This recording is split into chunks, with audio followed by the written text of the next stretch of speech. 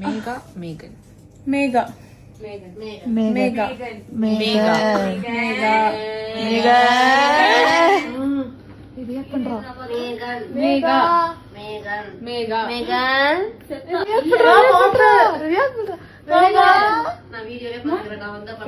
மேகாவா இருந்தா எனக்கு அப்படிதான் சாமி கூப்பிட்டுக்கோங்க, இப்படியே கூப்பிட்டே இருங்க, நான் பிறக்கிற வரைக்கும் கூப்பிட்டே இருங்க அப்படின்னு சொல்லிட்டு.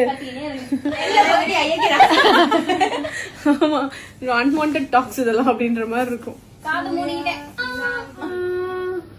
நான் பிள்ளை நீ மலலை எனக்கு நீ இருந்தால் 7ஆம் தேதி வரைக்கும் தவறவே இல்லை.